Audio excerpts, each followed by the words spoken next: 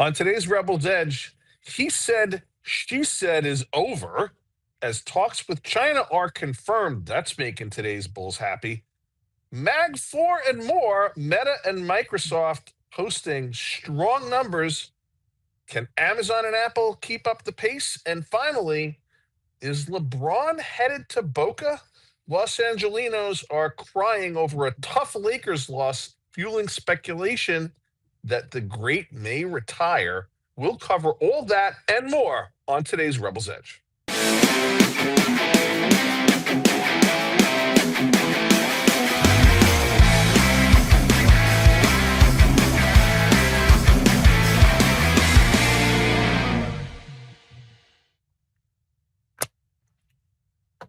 It's real. There it is, the clapper.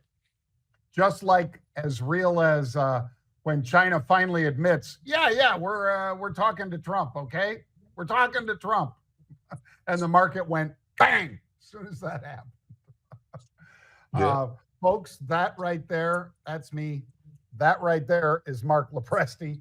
Marc is the CEO of Market Rebellion. You'll see him more times than you care to admit on Fox, on Newsmax, on News Nation, on CNN.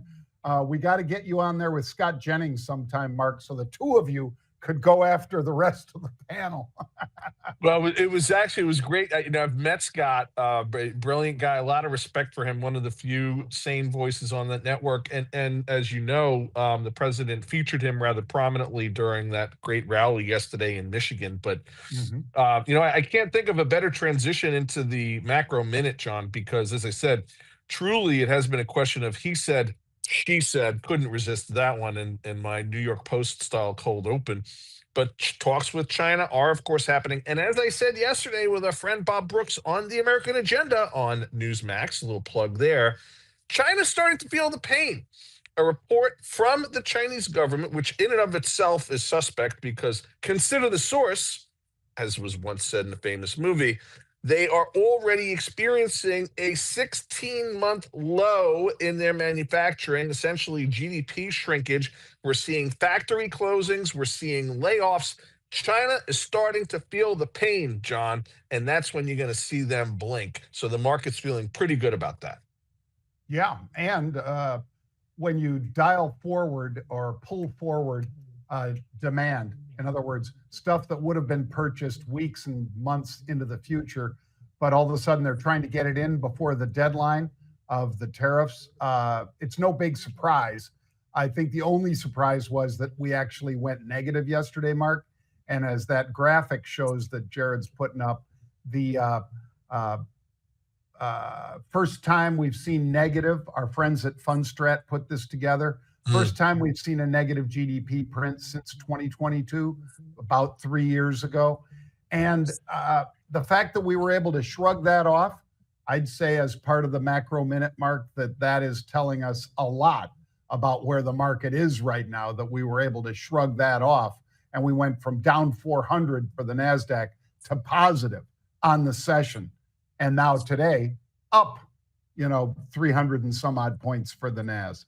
John, today in Fantastic Futures, I could not help but notice with all the other news out today, positive news out today, that Bitcoin, making the maxis happy, 90-day high, crossing 98,000 just before we went live. Bitcoin traditionally considered a risk-on asset. Do you think that's another indication that the bulls may be back in charge? Yeah, I sure do. The fact, I guess, Marc, that yesterday, I'll throw it to my side of the Fantastic Futures with the VIX. The VIX didn't explode higher, even as the yesterday that negative GDP reading came out. Instead, we had a very positive reaction where everybody was a little bit, hey, calm down, calm down. And as we rallied, we've almost finished unchanged, and we're still below 26 for the VIX right now. So, yeah, I think a lot of things are stacking up in the favor of the market moving higher. And then we've got those two big tech stocks, as you called it, the Mag 4 or whatever. We've got Microsoft, MSFT or Mr. Softy, they came out with earnings that were much better because of their Azure, which is their cloud, and the revenue generated there exceeded expectations. Stock moved in after hours last night, and then it doubled up on that during the session today, Mark. So very positive there. And we had unusual option activity there. So whenever we have unusual option activity, and it was, they were buying the 385 calls and the stock goes over 430, that's a pretty good day for any of the market rebels that were subscribers. And if you're not, you guys should be. You can go to marketrebellion.com/get started. Yeah, definitely a good day to be a rebel, and definitely a good day to have picked up on that Microsoft unusual. And John, look, this Azure cloud-based data center business of theirs up 33% year over year, substantial and significant increase, exceeding the street's expectations. And if this is not an indication that the naysayers, the folks that are out there telling people that the AI trade is dead, the data center trade is dead, companies are not building as many data centers, they're holding back, they're delaying plans, it's a bunch of hooey. I ask anytime I get asked that on any of the network shows that we do, I ask the host, are you using your iPhone less than you were before the tariff tantrum started? Are you using your connected device any less than you were before the tariff tantrum started? The answer, of course, is no. I'm using it more. The numbers don't lie. The AI trade, the data center trade ain't dead. And here's another indication of proof of that with these numbers from Microsoft. Congratulations to all the rebels that picked up on that unusual. Well, and how about all the folks that maybe traded a little Meta? Meta was basically right here at this level prior to all of the, Tariff Liberation Day, Mark? Traded down huge. And now it has retaken those same levels. So it's kind of like if you blinked and you had a real slow blink, a month-long blink, you might have missed it. But boy, the earnings report, 643 a share was what they reported, folks, versus an estimate of 528. That's massive. And then the billions of dollars in sales or revenue, better than the street was looking for. That's why this stock is rocking higher, Mark. And John, if you want to look for not just an earnings beat, but an earnings beat down, you look at this earnings report from Meta, beating handily, street looking for $5.28 a share, Meta coming in $6.43 a share.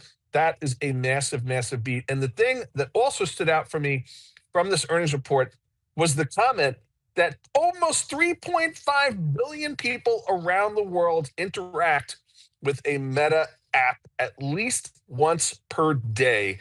That is an incredible indication of how strong, how ubiquitous the user engagement is with everything that Meta does. So I expect this trend to continue, notwithstanding the tariff tantrum, which I'm hoping is coming to an end. Yeah, me too. Well, Mark is fond of saying, shut the door. And in this case, we're going to talk about the front door, because FTDR, that's the name of the company, folks, Frontdoor. It was up as much as 23% today. It's still, even after that huge pop, holding on to a gain of about 14% at mid-session. And what do? If you wanted a plan for insuring your refrigerator, your dishwasher, whatever it might be, a lot of folks worry that once these are out of warranty, that they're not going to be able to afford to fix it. And they might have to go out and spend double the amount to get a new one. Well, that's what Frontdoor insures you for, more or less, under a number of brand names. And boy, margins are pretty good at Frontdoor, Mark. Yeah, I mean, so think about this as sort of those extended service warranties for your used car, your pre-owned car. This is what Frontdoor does for your home, for those large appliances, those durable goods that we talk about. And John, is there any surprise? There are companies, and I get asked this a lot, that benefit and could benefit from the anticipation of extended trade wars, from the anticipation of the tariffs being something that might be along for longer. What does that make you do? Well, it makes you decide maybe I'm not going to buy that LG washer dryer top up down unit with the touch screen that's also a connected device, by the way, and sending even more data to the cloud. I'm going to hold off on that. I'm not going to buy it this quarter. I'm not even going to buy it this year, which means I got to make sure that the stuff I have in my house in that high ticket durable good category stays in shape. That's why Frontdoor, man, kicking the door down. Yes, up 23%. I think it sold off a little bit from the high this morning, but I did not see that one coming, I can tell you. Yeah, I didn't either. You know, you and I both talk about how much the consumers kind of maxed out, but maybe there's a lot of consumers that are afraid that some of those appliances are getting old and they figure, well, I'd rather lose a little bit on this insurance than pay a lot to get something I don't want to buy because of the tariffs. Yeah. All right. One more, Mark. Netgear. So Netgear, I think most of you watching know what they do. Basically routers and putting up a Wi-Fi signal in your home and so forth. Well, times are pretty good at Netgear, as it turns out, because they put out their revenue target, which was better than expected. Stock popped by over 20% on that, basically saying the company is going to be able to navigate this because the absence of manufacturing in China. How about that? I didn't see that one coming, Mark. I didn't bother to check ahead of time where they manufacture, but the fact that he says it's really not an issue for us, the same way it is for some of the folks that are bringing in that same sort of router or that gear, Netgear, really hitting it. And this is another one, Mark, where we had unusual activity. Again, you guys want some of that? Go to marketrebellion.com/get started. That's marketrebellion.com/get started. And you could be trading like the people that are long Netgear today, like Marc LoPresti, and laughing about it. I wish. Unfortunately, this one's not in my portfolio, just in our full sort of analyst disclosure. Couple really interesting things about this story, John. One, it's a tale for investors. The tariff tantrum and the possibility of these trade wars is not a binary story. You got to look at these companies. Where do they manufacture? Some may actually benefit from less manufacturing in China, this company being among them. The other thing that's interesting about Netgear, John, is these routers, these devices, and many of you, most of you even, I would venture to say, have one of these in your home, whether or not you realize it. These guys have massive, massive market share. And these are not devices that are designed to last forever. They're designed to last for a few years. And as Wi-Fi and broadband and the capacity and the speed at which data can be delivered improves on the network side, these devices, these routers, become obsolete. Here in New York City, Verizon customers actually got a notice just last week saying, hey, it's actually time. That router that you had, we know when you got it because we sent it to you. You're going to need a new one to keep up with the new broadband. Netgear, the provider of a lot of those types of devices. So this company benefiting from a number of things, notwithstanding, or not the least of which, by the way, also mentioned in this earnings note, that they are expanding pretty significantly, John, to one of the largest emerging markets in the country, the EM trade being red hot this quarter, this year, as everybody knows. That they acquired VAAG Systems out of India, and they will be delivering even more to that market. And that is, let's be honest, one of the largest economies in the world, but one of the lowest by GDP because of the size of the population and because of the concentration in GDP creation population-wise. But you're talking about a population that has a significant amount of people that are not online yet. So why does Netgear make this acquisition? They're going to sell more routers and sell more of that connected equipment to folks that are, believe it or not, still yet to join the connected world. So great move on Netgear's part there. Yeah. Well, again, folks, check it out. marketrebellion.com/get started.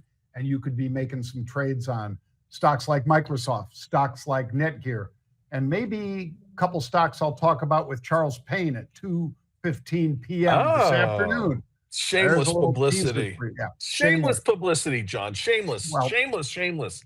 Charles always appreciates the help we can give him. Oh, absolutely, because Charles doesn't know anything about publicity. But John, I'm going to bring us into today's Pete's Red Zone Sports. Shocker to Cool. all viewers, I know. But as you may know, because we've been friends for so long, I am a Lakers fan. Back in the day when I had an office in Los Angeles, I had season tickets to the Lakers. This was in the Shaq and Kobe days. It was a great time to be a Lakers fan. 13 rows back midcourt, not next to Jack Nicholson, but not that far away either.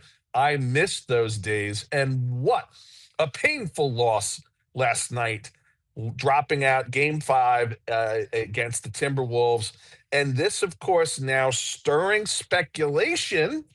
As I said in the cold open, LeBron may be heading to Boca to retire with the rest of the retirees that are there in Boca. It's a good thing, John, that you and I are going to be in Los Angeles next week to bring a little joy to my fellow Los Angelinos after this crushing loss. What do you think? Does LeBron hang up his jersey after this one, or is this just some cheap publicity?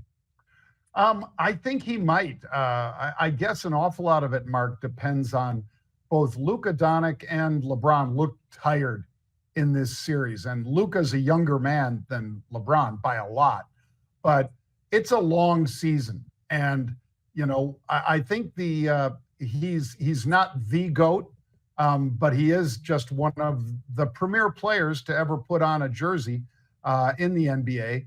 I think on anybody's list, he'd probably be in the top 10, certainly in the top 15 or 20, but he is not the GOAT. That's still Michael Jordan. And I think LeBron is starting to show his age more and more on the court, Mark, with his, what does he like to call it, taking days off and so forth. I don't think the fans like it.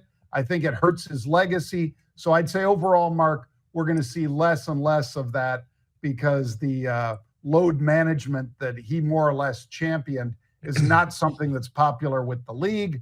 And Ant and some of the big players for the Timberwolves were basically heckling him about it. Oh, what? You're not ready to go? Let's play another. As I forget who it was, Mark, in baseball that said, let's play two.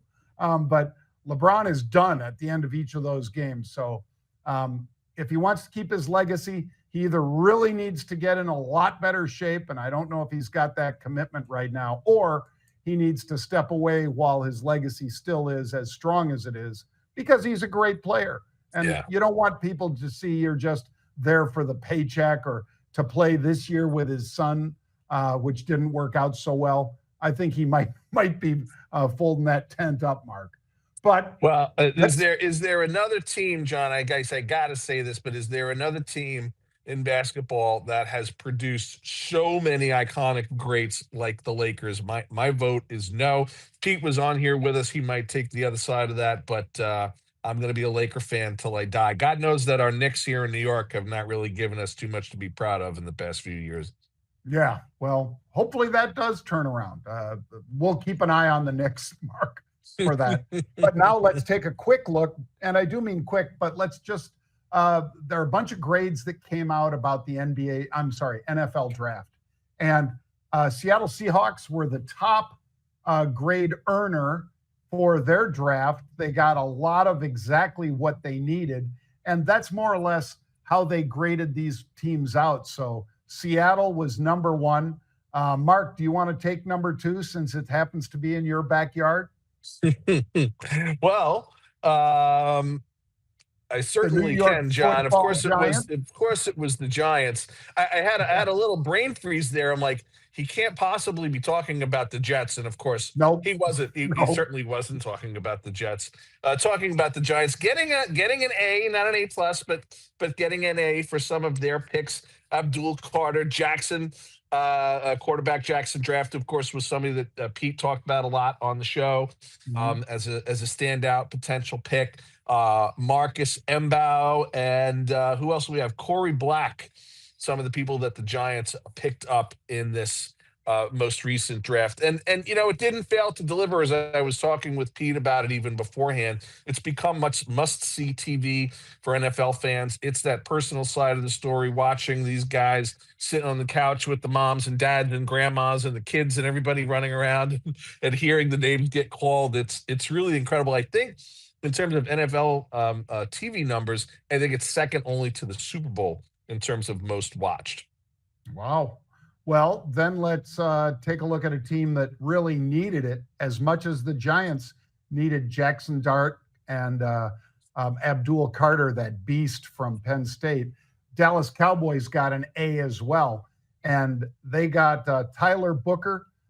They got a great edge rusher that'll hopefully complement Micah Parsons, number 11 on the Cowboys. So I think it was a very solid draft for them because they got virtually every position they needed, Mark. And if you're getting a highly thought of player for a position that you really needed, somebody who might be able to step in and play as a rookie, that's how these teams got the highest grades. And Dallas Cowboys got an A. I'll let you take the next one with the Ravens, Mark. Yeah. Oh, Baltimore also getting an A, picking up, let's see, who do we have here? Emory Jones, Carson Vincent, Malaki Starks, LeJounte Webster. Some really strong names here. I think Baltimore is looking a lot better for this upcoming season than they were before, how they performed in this draft. I think going back to Dallas for a second, it's been really hard to be a Cowboys fan. A lot of friends, my daughter's a Cowboys fan. Been hard to be a Cowboys fan with their performance last season. Hopefully this increases their odds. I think it does, as it does for Baltimore as well. And then, John, wrap it up with we were just there by the stadium a few weeks ago at our 10X Growth Conference and our Market Rebellion RebelCon. I'm talking, of course, about Las Vegas. How'd the Raiders score? Well, and Pete's going to be smiling about this one, Mark, because that's one of his two teams. His one team is the Vikings, who did pretty well in the draft, but the Las Vegas Raiders did get an A grade as well. So we are listing all 5 of those A grades here. This one, they got Ashton Genty. That's that fabulous running back out of Boise State. It looks an awful lot like Barry Sanders when he runs, or even a Walter Payton, but faster than Walter. They got a lot of what they needed for the O-line as well, with some big offensive linemen, a big defensive lineman, and I love this name, Mark, Tonka Hemingway. Tonka, as in Tonka toys. It's in the truck. Yeah. This guy is a beast. And they got a kid from Pete's alma mater, the University of Minnesota, Cody Lindenberg. And he is a great linebacker. I think about 6'3", 235 pounds, a real thumper. And, that'll complement a lot of what Tom Brady, one of the owners, was looking for. And that's to complement the defense and get some scoring on offense. And Ashton Genty should be able to be that guy. So again, congratulations to all 5 of those teams for getting what they needed. And I'm sure we'll have more to talk about with the draft and Pete when he comes back. But we really appreciate all of you tuning in. Marc LoPresti and I. Mark, are you going to be on TV later today, or is that tomorrow? No, I am actually, as of now, I'm not. I was on American Agenda yesterday with our friends over at Newsmax. I'm sure our social media team will be posting some clips of that, talking about China's pain. We are off tomorrow, folks. As you know, there's no Rebel's Edge tomorrow on Friday. There is, for our savvy subscribers, our not-to-be-missed weekly cocktail hour, which I will be hosting. John hopefully will be joining. John actually may be in transit tomorrow, so we'll see about that. Want to remind everybody that we will be speaking on stage with another incredible group of finfluencers, financial luminaries, the biggest titans in the business of finance. I'm talking about, of course, the 10X Wealth Conference, May 31st to June 1st, JW Marriott Aventura. You can get tickets by going over to 10xwealth.com or calling your friendly neighborhood Market Rebellion sales rep. Will get you hooked up. That one is not to be missed. Absolutely. And really looking forward to that one in Miami. Like Mark said, end of May and the 1st of June. So that's right. Have a great one, everybody. Mark and I will be back next week, 1 p.m. Eastern time. We'll see you guys then. Bang.